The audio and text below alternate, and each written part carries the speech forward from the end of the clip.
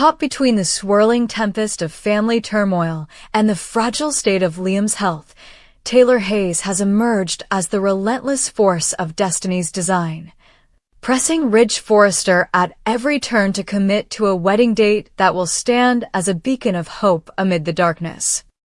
Though the corridors of Forrester Creations still echo with the haunting aftermath of shootings, near, fatal surgeries, and whispered secrets that could topple dynasties, Taylor refuses to allow these tragedies to derail her vision of love triumphant.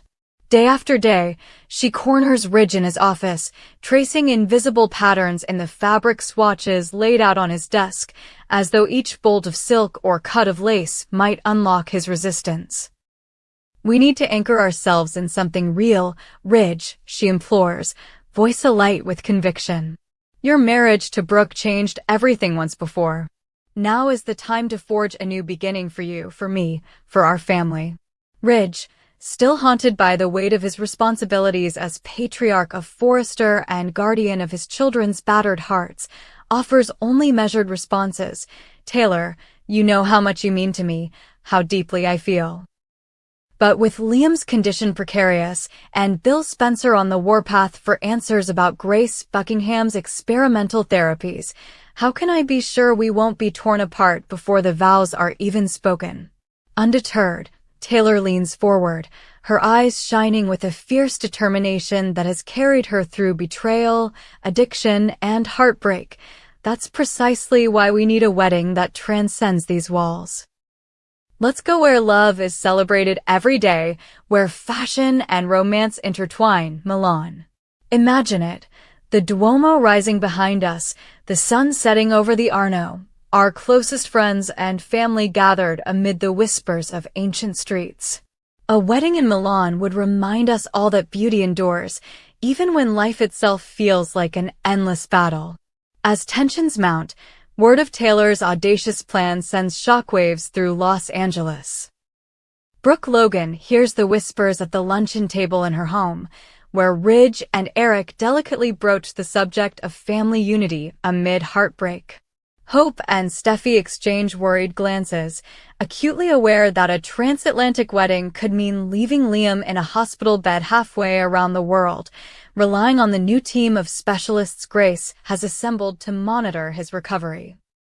Bill Spencer, who has poured every resource into his son's experimental treatment, barges into the Forrester guest house in mid-debate, voice booming with disbelief. "You want to fly to Milan while Liam's hooked up to life support and Lila's court injunction still bars Sheila Carter from these shores? Are you out of your minds?" Taylor stands her ground, her posture unwavering. "Bill, your son's fighting for his life, so are we. This wedding won't take him away from his recovery. It will give him something to live for, something beyond the fear. Ridge and I both believe in miracles today, tomorrow, as long as we're together."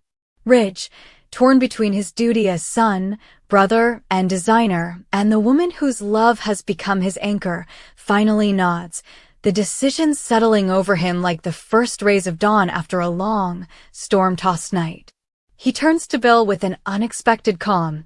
"I promise, Bill, we'll tailor every detail around Liam's needs. We'll have doctors on call in Milan, a secure medical retreat near Lake Como if we must. But we cannot wait any longer to celebrate life when all we've seen lately is death." In the days that follow, a flurry of preparations floods the Forrester planning rooms. Models practice walking down a mock aisle in flowing white silk imported from Como. Italian wedding planners negotiate with cathedral officials who have never hosted an event of such soap opera grandeur. And Ridge sketches tuxedos accented with bold crimson to honor Liam's indomitable spirit. Taylor oversees every decision with the precision of a general and the passion of a bride who has waited a lifetime for this moment. Meanwhile, at the Forrester mansion, intimate gatherings of loved ones are convened on the sun-drenched terrace, where toasts are raised not only to love's resilience, but to Liam Spencer's ongoing battle, his doctors confirming that, given a tangible goal like a wedding to fight for, his vitals have begun to stabilize in miraculous fashion. Even Sheila Carter, barred by court order from so much as sending a floral tribute, hears rumors of the Milan affair and tightens her grip on the secret that could upend it all. Each player in this high-stakes drama senses that a single misstep, be it a missed flight, a medical emergency, or a reveal of long-buried sins, could send the entire celebration spiraling into chaos. Yet despite the specter of illness and the specter of scandal, the promise of a Milan wedding galvanizes the fractured Forrester-Spencer-Logan alliance. Thomas offers to design an exclusive bridal collection to debut at the ceremony. Hope and Steffi volunteer to host a lavish rehearsal dinner in a historic villa. Bill begrudgingly agrees to underwrite every medical contingency. Ridge and Taylor, hand in hand beneath the twilight sky on the Forrester terrace, exchange vows of unshakable devotion, promises not written on paper alone but etched in the hearts of all who have witnessed their journey from doubt to daring hope. And as the first plane lifts off from LAX, carrying the bridal party toward the romance of Italy, the cameras cut to Liam's hospital room, where he presses a single finger against the window, a determined smile breaking through the pallor of exhaustion. For in a world where tragedy has become the norm, the dream of wedding bells beneath Milan's ancient rooftops signals a rebellion against despair, a bold declaration that love, when wielded as armor, can carry even the most battered souls across oceans and through the fiercest storms. In this tapestry of passion and peril, the Forrester-Hayes union in Milan will stand as the ultimate testament to the power of the human heart to endure, to celebrate, and to triumph, no matter what forces conspire to keep it from soaring. As the private jet descended toward Milan's Linate airport, Taylor pressed her forehead against the cool windowpane, drawing deep breaths of anticipation as the sprawling rooftops and winding Navigli canals came into view. Ridge, seated beside her, slipped a reassuring hand into hers. Between them lay bolts of ivory satin and stacks of calligraphy-laden invitations, each bearing the promise of a ceremony that would stand as a living testament to endurance. In the cabin behind them, Hope and Steffi fussed over floral arrangements, pinks, creams, and verdant olive sprigs harvested from a villa just outside the city, while Eric adjusted the schedule with local coordinators to ensure that Liam's medical team in Los Angeles remained on call at all hours via satellite link. Even Bill Spencer, whose brow remained perpetually furrowed with worry, allowed himself a tentative smile as he monitored Liam's vital signs on a tablet, grateful for the hour's reprieve to see his son engaged by the promise of celebration. On the tarmac, dozens of forsythia garlands waved in a gentle breeze as the bridal party stepped onto terra firma. Italian photographers trailed behind, cameras poised to capture Ridge's first sight of Taylor in the gown he had designed in secret. A cascade of Duchess satin draped to echo the graceful arches of the Duomo. As Taylor emerged from the Rolls-Royce that awaited them, her breath caught in her throat. The sun glinted off the cathedral's facade, igniting every carved saint and stained-glass window in a blaze of gold and crimson. She turned to Ridge, who stood motionless, eyes brimming with admiration. With a gentle nod, he guided her arm through his elbow, and together they strode toward the narrow streets where history and romance intertwined. Behind them, the rest of the company fanned out, Hope, resplendent in a mocha-hued breakfast ensemble, coordinated with the villa's maitre d' to finalize a morning blessing in an adjacent chapel. Steffi, notebook in hand, oversaw the placement of votive candles along cobblestone pathways. Bill, trench-coated against a sudden drizzle, scanned the crowd for signs of trouble, memories of Luna's last, fatal moments still sharp in his mind. Eric, leaning on his cane but alight with the thrill of adventure at 85, marveled at the vibrant street life, the chatter of market vendors, the distant tolling of church bells, the scent of fresh espresso and brioche beckoning from a corner cafe. As the party reached the ancient courtyard that would host the ceremony, a hush fell. The stones beneath their feet were centuries old, charged with the footsteps of lovers and pilgrims from a bygone era. Taylor's voice trembled with emotion as she whispered, "This is exactly where we belong." Ridge drew her close, his lips brushing her temple in a silent vow that transcended vows written on parchment.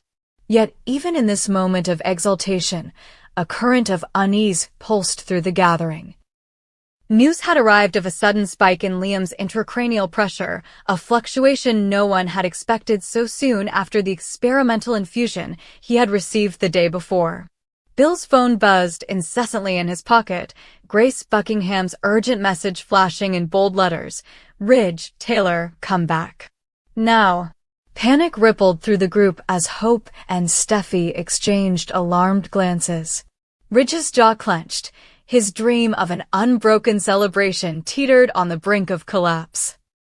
Bill turned to them all, voice tight with paternal command, "Get Taylor to the medical transport, and let's go.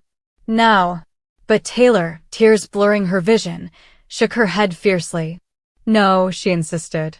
"We've come too far.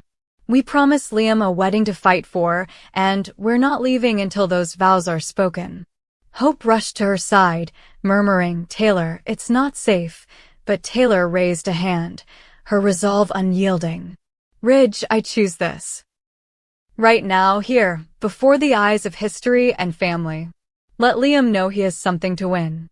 With that, the chapel doors swung open, revealing a hushed assembly of Milan's finest, local dignitaries, Forrester models in crisp black dinner jackets, and a small circle of Taylor and Ridge's most intimate confidants.